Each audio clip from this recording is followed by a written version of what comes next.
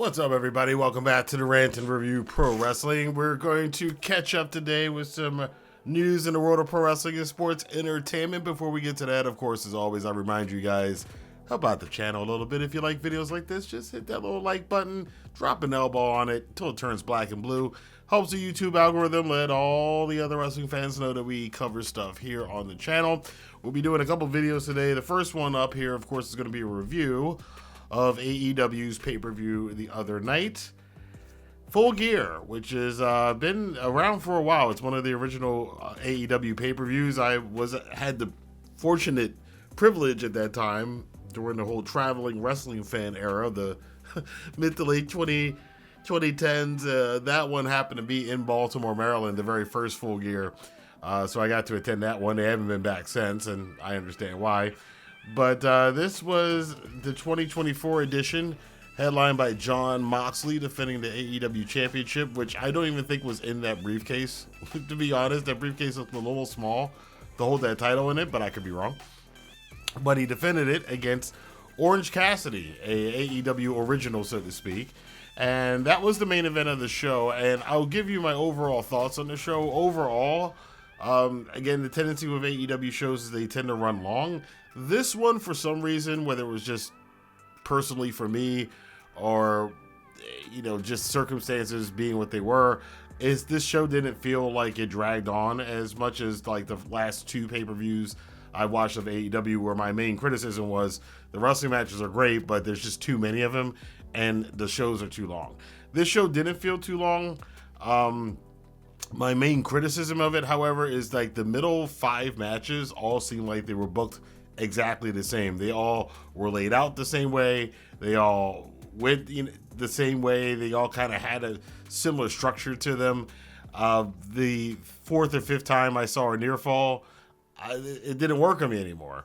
That poor trainer's table out at ringside got used more times than not. It's like at some point in time, you gotta kind of watch what the other guys are doing, and like if they're slamming somebody through that table, then you probably shouldn't slam somebody through that table too. And especially if the 2 matches before you slam somebody through that table, you shouldn't probably use it too. It gets redundant after a while, is what I'm saying. But that didn't take away from the fact that we had plenty of good matches on this night. Again, it's an AEW pay-per-view. It's where they shine and kind of outshine as match quality than most of the other companies today. The matches that stood out for me, Mercedes Mone defending that TBS championship against former champion Kris Statlander. Kris Statlander had a phenomenal match. I am worried about her. It looked like she may have legitimately tweaked that leg again, or one of her legs that has been injured, and she's been plagued with injuries over the years. I will say this is probably one of Mercedes Moné's best matches since she's been back in AEW. A lot of people have been giving her criticism about stuff. Remember that she was kind of away from wrestling for 2 years. She had a little spurt when she came back to the international scene, and she got injured, and she was out for a while after that. So I think it's taking Mercedes to come along, a while to come along, but this was the Mercedes Moné I was hoping to see when she came into AEW. The character work was there. The in-ring was there, and it was a hard task for her to climb over the giant mountain that was Kris Statlander, but Moné does retain the championship. Moving on, of course, there's Camille and the whole storyline going on with that, and very similar to Becky Lynch's position that she had was with then Sasha Banks at NXT about 10 years ago, so that storyline is very familiar. Another match I thought was really good on the night, MJF against Roderick Strong, more so for the storytelling told at the end of the match. Roddy lost the match, and then afterwards MJF does the attack, Pillmanizes his arm with the steel chair. Kyle O'Reilly had set this up the prior week, talking about how Adam Cole was getting his friends in the way and getting his friends hurt, fighting his battles for him, and he needed to give up the thing with MJF. Turn into Kyle O'Reilly coming out to help make the save for Roderick Strong, but he then pushed Adam Cole down. So now I don't know now I'm interested a little bit more in the story because I don't know where that's going. They could go a bunch of different ways with it, which intrigues me to see where they're going to go with that storyline. Another one that's might be a possible breakup that we all kind of see telegraphed in the future is, unfortunately for the Acclaimed, they were nowhere near winning tag team championships on this night. Private Party retained their titles in the 4-way match, but there does look like there's going to be a possible split up, not with Private Party as we were assuming a couple weeks ago, but possibly with the Acclaimed, as Max Caster and Anthony Bowen continue to have personality conflicts without Mr. Daddy Ass around. Somebody's headed for the Hurt Syndicate. We can kind of see it coming. Speaking of the Hurt Syndicate, another one of my favorite matches on the night was Bobby Lashley against Swerve Strickland, the match I was looking forward to the most on this show. And they definitely delivered in this match. This was a high spot. Bobby Lashley, again, I think him in AEW, he does get to shine, even though AEW is not devoid of monsters by no means. You got Lance Archer, you got, Wardlow, wherever the hell Wardlow is. You got Brian Cage, you've got Luchasaurus. You got a bunch of big guys in AEW. But Bobby Lashley does kind of stand head and shoulders above right now as the monster in AEW, and I don't know who's going to really be able to stop him. Lots of great matchups we can see from him in the future against a bunch of guys. But on this night, Swerve Strickland was just outmatched, and I don't know what they're going to do with that. Swerve needs some backup. Nana's great at selling coffee and dancing, but not so great when it comes to a scrap against world-class talent like Shelton Benjamin, Bobby Lashley, and even MVP. You know, if you give me a choice, who would I want to fight, MVP or Prince Nana? I'm going to take MVP every single time. So Lashley established himself well in this match. This is the third major loss of Swerve Strickland, though. But the thing about it, his star is so big, I don't think these losses hurt him that much. The Danielson loss, don't think it hurt him. Don't think it hurt him with the Hangman loss. I don't think it hurt him with the Lashley loss. He is going to have to get a big win pretty soon, though. You don't want to get too many of those going on, or you do wind up hurting this star that you spent the last year building up. And one of the big success stories of AEW in building stars is Swerve Strickland. He's a far bigger star and became a far bigger star because of AEW than he was in the prior companies he was in. Some of the lowlights, I didn't like the opening Fatal 4-Way Tag match. I had to watch it later because I missed it when it was live, so I went back and watched it this afternoon. Wasn't a big fan of that match. The segment with Mariah May was a little off. I get what they were going for. I didn't care for that too much. Seemed a bit much. The blood chewing, gnawing the head. I don't know. That's a weird world anyway around, and it's been weird with Tony Storm and all of them around his AEW Championship and this kind of weird Mean Girls love-hate relationship these three women have. But I guess, the other match I didn't like. The match I didn't like, the outcome I liked. Jack Perry defending the TNT Championship against Daniel Garcia. The match, the crowd felt flat. The crowd felt flat for most of the night, even though this was one of the bigger crowds they've had. Obviously, it's a pay-per-view, so they had over 10,000 people. Always good to see AEW in these packed houses, given the fact that weekly we see Dynamite and Collision. Not so many people in these big arenas, but this was a proper arena-filled show, and I was hoping that it would change the energy, but the energy was still kind of low for the show. AEW still got issues on that front. And I felt bad because Daniel Garcia should have had more of the crowd behind him in this match. I think they touched on it in the post-media scrum that Garcia said that, or one of the, well, actually, not, it wasn't Garcia, it was a journalist had asked him about, to start and stop pushes and people not believing you. I do think that affected him in his match because I think a lot of people didn't think he was going to win. This was going to be another case where Garcia comes up short. He did not, and kind of out of nowhere, he won this match, defeated Jack Perry, becomes the new TNT champion, claims he's going to keep the original championship design. He's not going to make his own unique version like others have had. And I think this is a great win for Daniel Garcia. I just wish the crowd had been into it more. They were into it once he won. Once he won, they were, screaming and hollering, but most of the match, they were kind of sitting on their hands. So that match didn't really work for me too much. And it's a shame, too, because those guys put a lot of work into stuff. The match of the night, hands down for me, however, is Kyle Fletcher versus Will Ospreay. Again, Will Ospreay taking the mantle of old Kenny Omega. He's stealing the show, as Kenny did 10 years ago. And another lights-out match from Will Ospreay. And Kyle Fletcher really coming to his own. And they have really helped build up Kyle Fletcher as a star. I don't know if he's kind of gotten his name is not out there like Ospreay's has been outside of the AEW world and guys like Omega that come before him it's interesting because I think this, again, if this was 5 or 6 years ago, we would have seen this storyline play out at a Wrestle Kingdom. And Kyle Fletcher would have then been given the flag over New Japan. But it's a different era now, and AEW's doing something like, again, this is a very New Japan kind of thing to do. And I like this kind of, not quite a passing of the torch, but a more of a rub given from Ospreay to make Kyle Fletcher look like $1 million. And he brutalized the crap out of Ospreay. These guys, anytime there's friends or brothers in wrestling, those matches tend to be the scariest because those guys go all out and, get borderline injuring each other because they want to give so much to the match. But Fletcher, like I said, looked like a beast in this match. Won this match clean. No interference.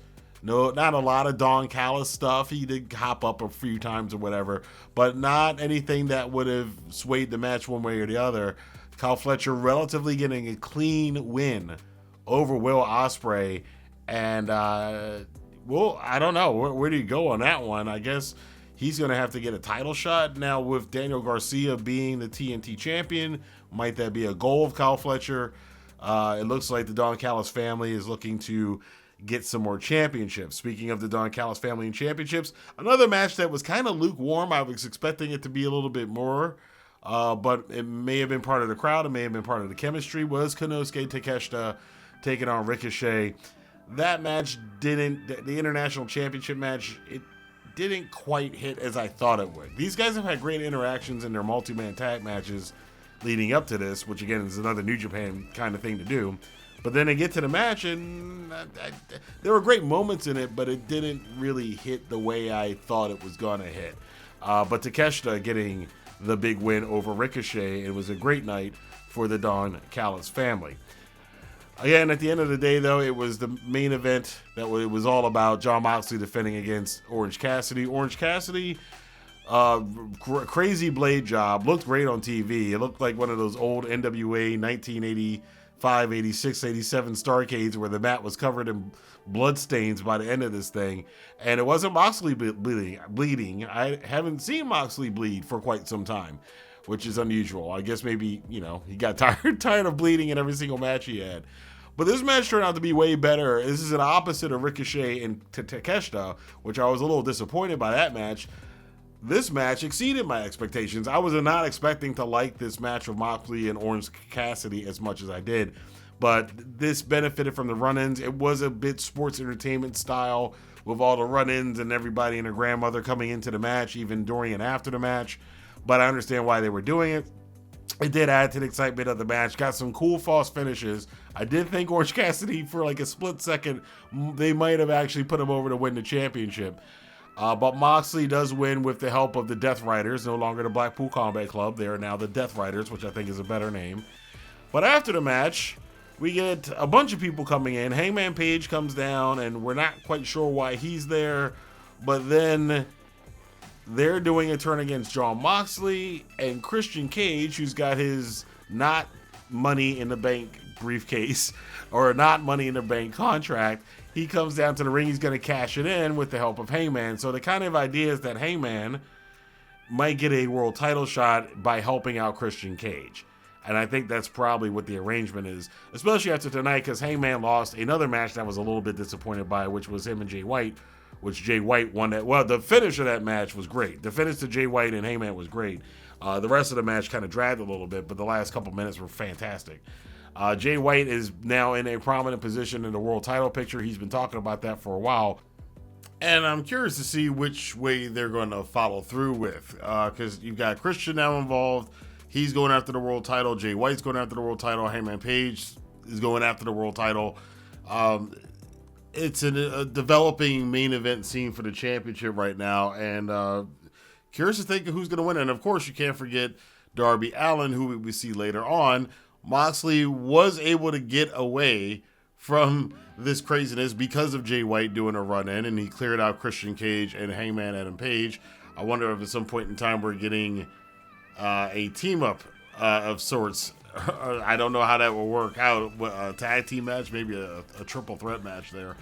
But the Deathriders have had enough. They get in, their little running shoes on. They head on out the building. They try to go get into their truck that they came in, And before they can even get there, it's basically blindsided by this car. It gets completely wrecked. You can see the spray paint on the car. You kind of knew who it was.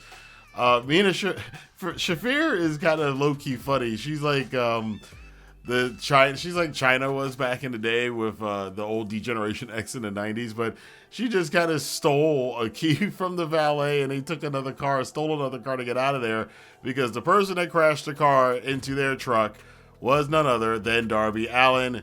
And that's how we went off the air, with Darby calling after the Deathriders. I do think that this eventually is leading up to Darby, possibly. I would say Darby right now is my lead thought for who's going to take the championship off of Jon Moxley. Remember again that it was Darby Allin's title shot to begin with that Moxley took from him, beat him for, and then won the championship with. And they're kind of selling Darby as a Sting kind of character. This is his nod to Sting's old Crow character being the savior of WCW. I guess Darby's going to be the savior of AEW, or maybe they will throw a Swerve in there somewhere.